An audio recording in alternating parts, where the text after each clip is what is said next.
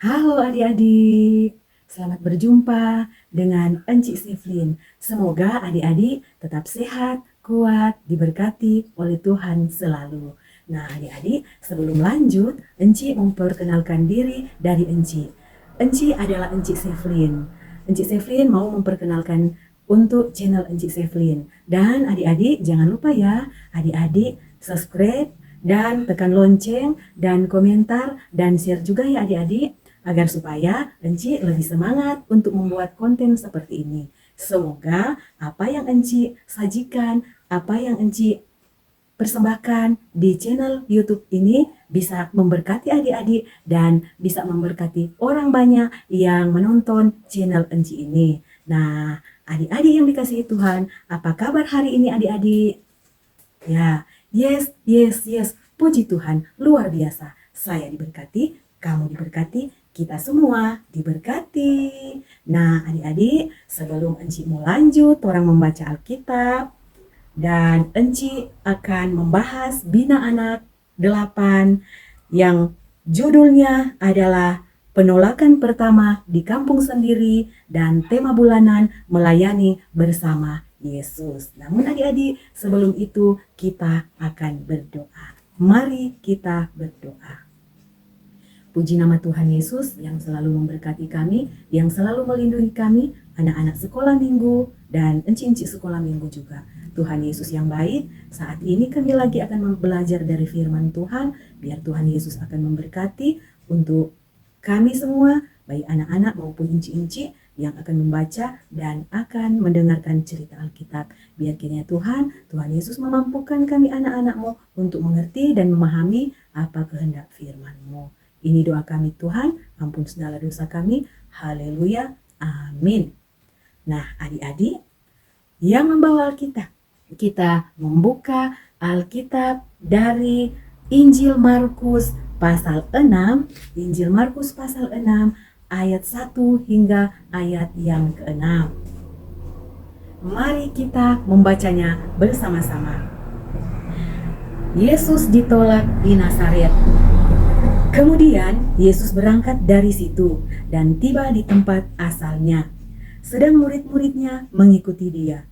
Pada hari Sabat ia mulai mengajar di rumah ibadat dan jemaat yang besar takjub ketika mendengar dia dan mereka berkata, "Dari manakah? Dari mana perolehnya semuanya itu? Hikmat apa pulakah yang diberikan kepadanya? Dan mujizat-mujizat yang demikian bagaimanakah dapat diadakan oleh tangannya? Bukankah ia ini tukang kayu, anak Maria, saudara Yakobus, Yoses, Yudas, dan Simon? Dan bukankah saudara-saudaranya yang perempuan ada bersama kita?" Lalu mereka kecewa dan menolak dia. Maka Yesus berkata kepada mereka, "Seorang nabi dihormati di mana-mana, kecuali di tempat asalnya sendiri, di antara kaum keluarganya, dan di rumahnya. Ia tidak dapat mengadakan satu mujizat pun di sana, kecuali menyembuhkan beberapa orang sakit dengan meletakkan tangannya di atas mereka." Ia merasa heran atas ketidakpercayaan mereka, adik-adik. Nah, adik-adik yang dikasih oleh Tuhan kita Yesus Kristus, Enci mau tanya, minggu lalu cerita tentang apa, Kang? Iyo, cerita tentang perkawinan di Kana. Mujizat pertama yang diberikan Tuhan Yesus di tanah Kana. Mujizat apa itu adik-adik? Air menjadi anggur. Nah adik-adik, oleh karena orang-orang yang di Kana itu termasuk tuan pesta, mereka percaya kepada Tuhan Yesus sehingga Tuhan Yesus bisa memberikan mujizat kepada mereka adik-adik. Karena orang percaya, akhirnya Tuhan Yesus memberikan mujizat itu kepada mereka. Air menjadi anggur. Nah adik-adik, sekarang kita akan bercerita tentang Yesus ditolak di Nazaret. Nah adik-adik, siapa di sini yang punya saudara di jauh? Angkat tangan. Oh iyo. Nah, adik-adik senang enggak kalau orang punya saudara di jauh mau datang? Oh, pasti senang kan adik-adik?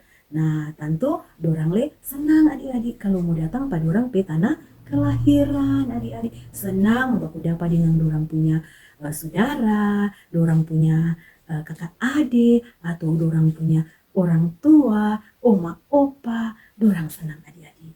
Nah, begitu juga dengan Tuhan Yesus. Tuhan Yesus senang, suka mau datang Pak Tuhan Yesus pe tanah kelahiran di Nazaret.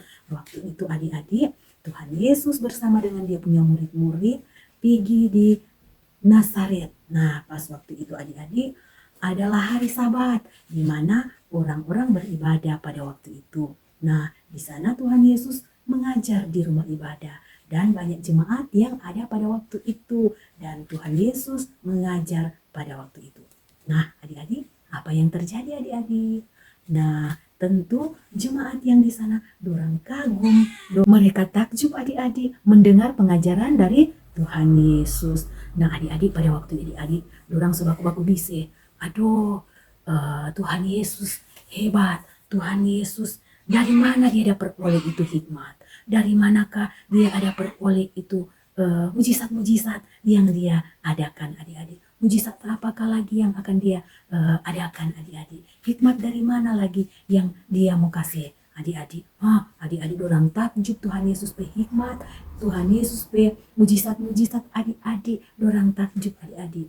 Nah adik-adik, dorang sangat senang waktu itu Tuhan Yesus ada mengajar. Namun apa yang terjadi adik-adik?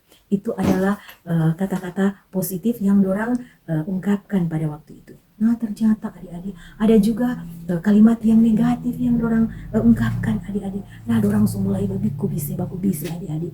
Dorang mulai aku bilang, bukankah ini Tuhan Yesus ini dia adalah tukang kayu.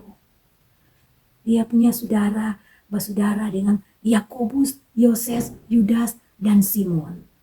Dengan itu dia punya saudara perempuan ada dengan Torah. Aduh adik-adik, apa yang terjadi adik-adik? Tuhan Yesus dengar atau nyanda? Nah adik-adik, Tuhan Yesus dengar. Nah adik-adik, mereka pertama takjub, kagum kepada ajaran Tuhan Yesus. Namun oleh karena mereka tahu bahwa Tuhan Yesus dari keluarga yang datang dari keluarga yang sederhana, dari keluarga yang seorang tukang kayu, sehingga mereka berubah kecewa dan tidak percaya, sehingga mereka menolak Tuhan Yesus adik-adik.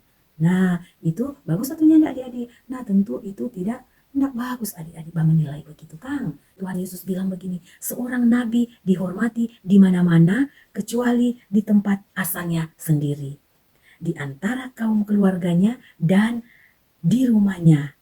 Nah pun dorang tolak ke Tuhan Yesus, tetapi Tuhan Yesus tetap berbuat baik adik-adik. Tuhan Yesus tetap melayani pada waktu itu. Dan adik-adik, Tuhan Yesus tidak melakukan mujizat pada waktu itu karena orang tidak percaya ke Tuhan Yesus, karena orang kasihan tolak ke Tuhan Yesus. Jadi Tuhan Yesus nyandak bikin mujizat pada waktu itu, kecuali Tuhan Yesus sembuhkan ini orang-orang sakit. Tuhan Yesus tumpang tangan sehingga orang sakit pada waktu itu sembuh. Tetapi Tuhan Yesus heran akan ketidakpercayaan dari orang-orang tersebut, dari jemaat tersebut.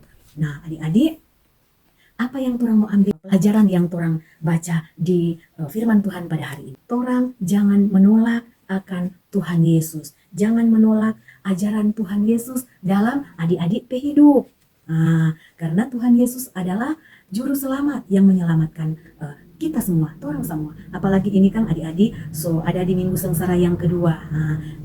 Ada di minggu sengsara kedua di mana orang mau menghayati pengorbanan Tuhan Yesus di kayu salib untuk mau menyelamatkan umat manusia adik-adik. Nah adik-adik yang dikasih Tuhan, kedua, jangan menilai seseorang dari latar belakangnya. Suni mau batamang, orang suni mau sama dengan dia karena latar belakang atau status sosial yang orang banding-bandingkan dengan orang punya teman-teman tersebut. Ini boleh adik-adik ya adik-adik.